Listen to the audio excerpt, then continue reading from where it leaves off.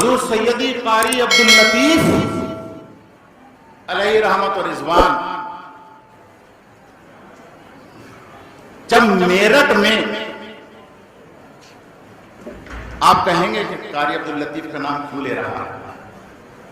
میں حضور سیدی صدر الافاضل کی میری نظر میں سب سے بڑی کرامت کا نام لے رہا ہے، قاری عبداللطیف۔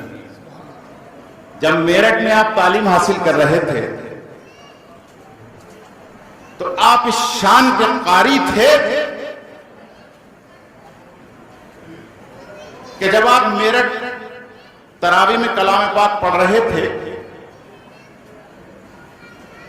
تو راجشاہی سلسلے کے دو عالم، چھوٹے مولوی صاحب اور بڑے مولوی صاحب عبد الرحیم اور عبد الرحمان کے نام سے مشہور ہیں، جن کی مزار میرٹھ میں ہے۔ آپ نے سنا، اپنا پیرامیٹر نکالا، دیکھا کہ یار یہ بچہ تو معمولی بچہ نہیں، یہ جو پڑھ رہا ہے یہ تو مادرزاد ولی دکھتا ہے۔ عرض کیا کہ حضور آپ ہمارے پیر و مرشد کے عرس میں چلے۔ بولے آپ کہاں سے، باہر کس بارگاہ سے آپ بیٹھے ہیں؟ بولے سون شریف سلیں حضرت راشدشاہ شاہ صاحب رحمت اللہ تعالی علیہ، حضرت راشدشاہ شاہ صاحب میں وہیں آ رہا ہوں۔ کس شان کے ولی کے دربار میں آپ بیٹھے ہیں؟ کوئی کسی نظر سے دیکھے، مفسر کی حیثیت سے دیکھے، سبحان اللہ، محقق کی حیثیت سے دیکھے، سبحان اللہ، محدث کی حیثیت سے دیکھے، سبحان اللہ، کوئی کمی نہیں۔ لیکن میری نظر، اس فقیر کی نظر جب میں نے پڑھا تو میں تو بس ایک ہی نظر سے دیکھتا ہوں کہ وہ اولیاء اللہ ہے، وہ اللہ کا ولی ہے، اور سند کے لیے پیش کر رہا ہوں کہ مجھے وہاں لے کر کے چلیے۔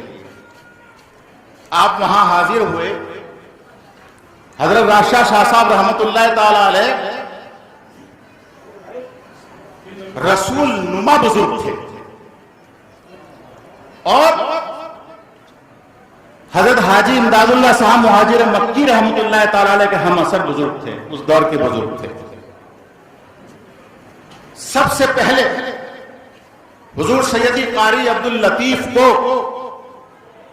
جو سرور کائنات صلی اللہ تعالی علیہ وسلم کی کچہری نصیب ہوئی، وہ اسی در کی دین ہے۔ آپ کے شہزادے میاں ولی جی سے آپ نے عرض کیا کہ یہ اللہ کا ولی رسول نما بزرگ تھا، مجھے بھی آقا کی کچہری نصیب کرا دیجئے۔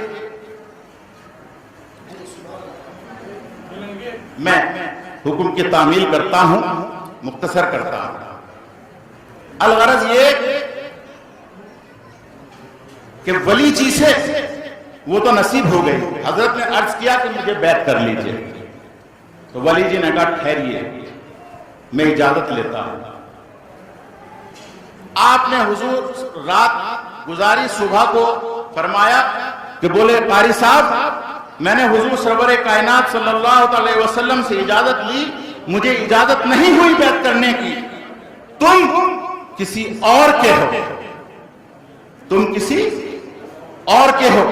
میں یہ بتانا چاہ رہا ہوں کہ اس نایاب ہیرے کو حضرت ولی جی نے بیعت نہیں فرمایا، چونکہ سرور کائنات نے حکم فرمایا کہ میری اولاد میں سے نعیم الدین سے مرید ہونا۔